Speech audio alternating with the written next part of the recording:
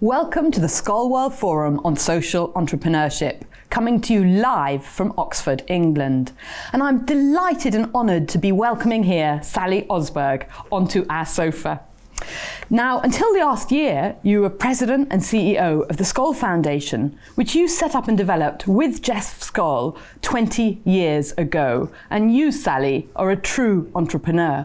And in fact, just before this, I've been going for a walk with Bill Drayton, who is the founder of the whole field of social entrepreneurship, and of course of Ashoka. And he was talking so full of admiration for your entrepreneurship, for you creating the foundation, and for you staying true to the values and not flip-flopping as other foundations do, he said. And you not only set up the foundation, but also the Skoll Centre here at Said Business School in Oxford, the Skoll World Forum, the big gathering of people who come together in Oxford every year from across the world, as well as the relationship with Sundance. And of course, selecting, supporting and celebrating now at your time over 100 social entrepreneurs, but always challenging and always creating alliances in order to scale change. But you're also a deep thinker and a thought leader, and you crystallized a lot of your ideas when you wrote Beyond Better, which you co-authored with Roger Martin, to really dissect the role of social entrepreneurs and the factors which enable success. And you did all of this to, using a phrase that you like to use sometimes, to bend the arc of history in the right direction. And indeed, words are so precious to you, and you use them with such care. And it's so interesting to have somebody who is so deeply, so deep inside knowledge and so deep inside expertise and knowledge of whole civilizations, and at the same time, a change maker who wants change and wants it with a sense of urgency. And I think that's your unique contribution, is that you're able to bring these two whole worlds together so beautifully. And I'm wondering, as you now have stepped down, and it's about a year since you've stepped down, and you've come here for the first time, not as CEO of the Skoll Foundation, how has it been for you? Well, everybody's been asking me that, Emily, as you might imagine. I can. And I used to say at the Skoll World Forum, I always had a parallel universe experience because I was so aware of what was going on behind the scenes. I was in green rooms. I was with Jeff Skoll. I was at the preparatory meetings. I was in rehearsals. So I often didn't get to just participate as a delegate and feel that, that sense of community, those ad hoc conversations that are so rich. And this year I was able to do that. At the same time, because I'm still so aware of what it takes to pull off the Skoll World Forum, I said I used to have a parallel universe experience. This year it was an out-of-body experience. So I felt I was sort of looking down at this magnificent creation. At the same time, I was very much feeling part of the community. I was welcoming the Skoll Foundation's new CEO, Don Gips, among the audience, saying, you inherit such a jewel, and yet this is a moment of change in the world, and we trust you, we welcome you, we embrace you, and I was part of that welcome too. And is it a bit hard though, because you're no longer making the decisions, you're handing over the mantle? Though, it's really, I think, such a beautiful thing to see how the team has carried on, how they've come to some really ingenious solutions to the old ways we did things. I always used to, as you know well, since you were right there with me as a coach and a friend for the Skoll Awards ceremony, and Jeff too, we were always together doing that. Last year, of course, Jeff wasn't there, so we had to adapt to that. And this year, of course, I wasn't going to be there. So they came up with this brilliant way of introducing the new social entrepreneurs, and that is asking a Skoll awardee from the past to do the honors with each of the new awardees, and that was just... It was great because they had that connection. They chose them so carefully, so each new awardee was sort of welcomed by somebody who could mentor them, who had a real link in terms of their work. A link in terms of the work, but also had met the person, knew the person a little bit. So that was it was so clever and so thoughtful. And so my great gift this year has been to see the team, the values, the work continuing, flourishing, changing, adapting, and just being there feeling so proud and so hopeful for a brilliant future for the foundation. And over your time, how have you seen the whole concept of a social entrepreneur change? Well, it's interesting because right from the start, with Jeff Skoll's and Roger Martin's encouragement, we decided we had to be very clear about what we were after in identifying social entrepreneurs. And so from the beginning, we were looking for people who had the wherewithal to really drive change, to take upon themselves a status quo that was not working for too many people, and often contributing to their suffering, at the very least marginalizing a big section of the population. And so that imperative to drive change was always part of our definition. Not everybody believed that or thought that, so we felt we had to really articulate it and be clear about that. And today it's as if the field has caught up. So a lot of people talking about systems change, a lot of people acknowledging that it takes more than an individual, it takes more than one organization, that there is a constellation of actors who are complicit in the existing status quo, but who have to always also be activated, engaged, and brought on board as you work to change the status quo. So it's as if the field has caught up.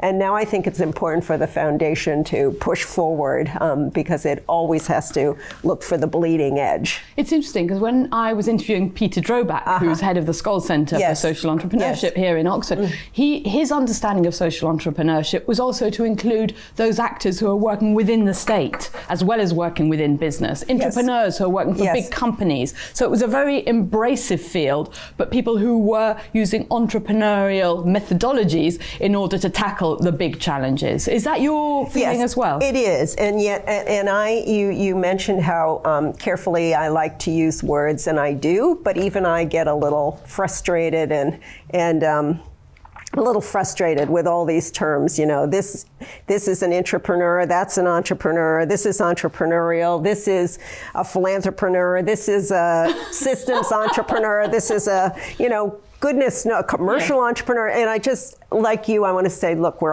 this is entrepreneurs working together. These are entrepreneurial people in whatever context, whether it's government, whether they're entrenched in a business someplace.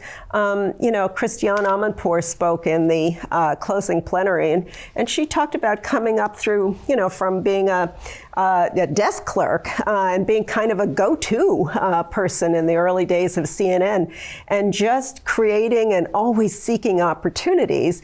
And that you could see this woman took on her opportunity and dreamed to be a journalist with that entrepreneurial, zest. And so that's really the quality, I think, that has always sparked and driven change. And do you think, therefore, that the foundation should perhaps think about being broader in terms of not just supporting individuals and doing more to work with governments and with, I know you already do lots of work with governments and with businesses, but even so, or do you still feel this vision of selecting and championing individuals and groups of individuals working within small businesses, mainly non-profit but also for-profit, is the best way forward? What are your thoughts? Well, I think that one of the big ahas for me, as I really learned what makes a successful social entrepreneur, was how important it is for social entrepreneurs to connect with and partner with and change and develop the capabilities and capacities of governments. So in order to scale. In order to scale, and in order to guarantee the sustainability, because at the end of the day, in the commercial space, you're a customer. In the civic space, you're a citizen. But without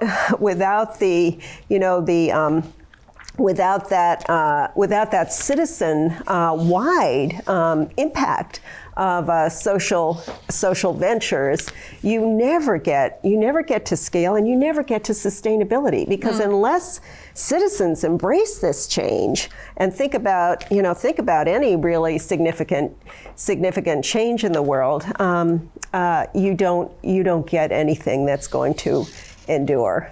And yet at the same time, you still need those individuals to spark and to take risks, to do where government is not yet ready to go, in order to prove that models work. Yes, you do, but you can't just assume, okay, government's going to take this on, job over. Yes. So the in the U.S. in civil rights, civil rights all over the world, you can get laws. You can get laws on the books. You can get laws changed. Most nations have laws against child marriage, for example, but the culture may persist. The underlying poverty may persist, and child marriage continues. So you have the legislative victory, but you can't. That's not enough. So you've got to drive that behavioral change and ensure that the culture itself embraces the new paradigm. So. Yeah, there's so many different areas where you still need these social entrepreneurs at different stages of the game. As you say, even after the state has at least theoretically embraced things through legislation. And I want to go back to what you said, though. Should the foundation, broaden its mandate? Should it be looking for entrepreneurs? Should it be, I'm not going to try to influence, my successor and where the foundation wants to go. That's for him and the team and Jeff to get their arms around.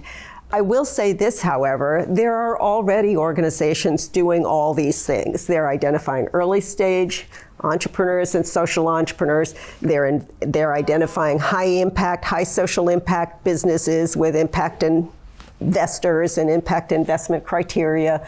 They're organizations that are looking for entrepreneurs working in government who've made some massive changes from within the ranks of civil servants. And so I think it's incumbent on all of us to understand that ecosystem of players. We don't have to do it all. There are others who are doing it. And so we can lift up their work, we can learn from them, we can connect with them.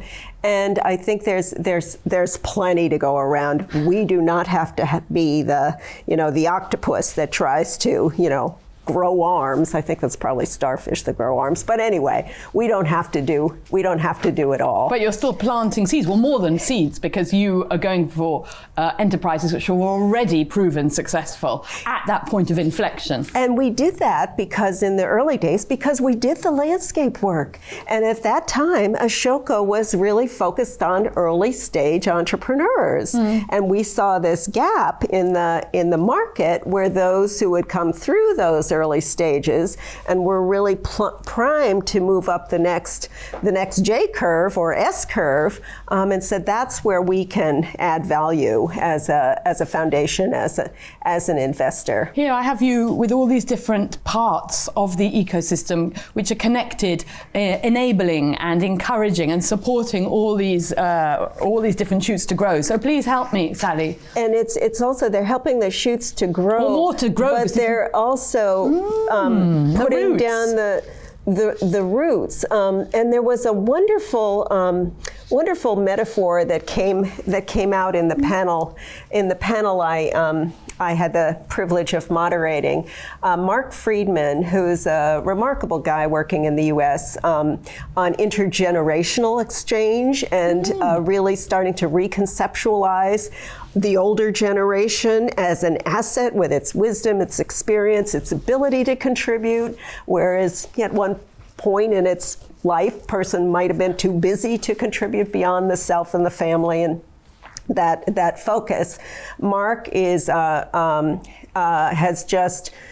will be reviewing David Brooks's new book, which tells the story apparently of a fellow who decided he would eradicate a bamboo grove that was growing out of control. And so he hacked down the bamboo, and he threw all kinds of weed killer on it, and he then slapped a lot of concrete over it, and bamboo gone. Well, in a matter of weeks, the first crack in the cement, there's the bamboo shoot coming up right through the cement. And I tend to think, and Mark's point was, that's social entrepreneurs, that's these agents of change, that is the green shoots that are coming up no matter where the challenges are toughest. And it sounds naive and maybe a little overly optimistic, because heaven knows there are these massive challenges in the world, and a lot isn't going in the right direction, to say the least. But that generative capacity and that human resilience really continues to blossom all over the world. And what's so nice is when people come to the Skoll World Forum throughout the year, when they've been by themselves battling or in their small communities, and they come here and you just see people feeling energized by the community, by the global, nature of people, working on so many different problems, and yet with so much that unites them. So much that unites them, and they're friendly, they're open, there's a generosity to this community that I just love. And it doesn't matter, I might be walking down on the street. A lot of people are new, they have no idea who I am, and we'll just strike up a conversation, and I'll have no idea who they are. And turns out they're new to philanthropy, or they're trying to get an organization off the ground, or they've been working in media to identify these stories. And so it's a gale of fresh air. And through this whole adventure that you've had at the Skoll Foundation, what have you learned about yourself? I've learned, I think that someone said to me a long time ago, Emily, that you have to lead through your strengths.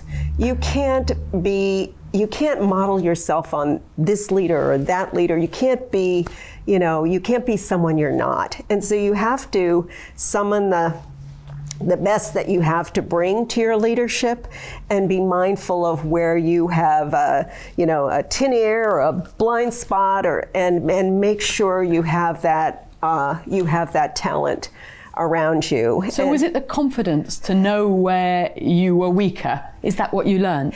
That's what I learned, but I also learned that I was never going to be I'm never going to be a sort of technocratic leader. I'm never going to have a million data points at my fingertips, but I could be authentic, I could be hungry to learn, I could connect with people, I could tell the truth when I needed to tell the truth. I'm strong in that way. I'm not going to put up with anything that's not honorable. I'm ethical. I have strong integrity, and so I could work with that. And I'm also not driven by ego for myself.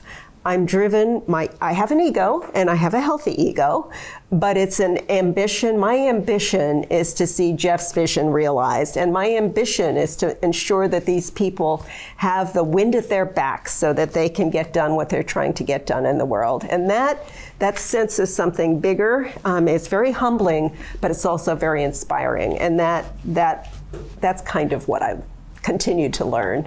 That's fantastic. Sally Osberg, thank you so very much. Emily, thank you. And thank you for being my partner and friend, and such an inspiration in journalism, and such a comrade in arms for all of us. Thank you. Thank you.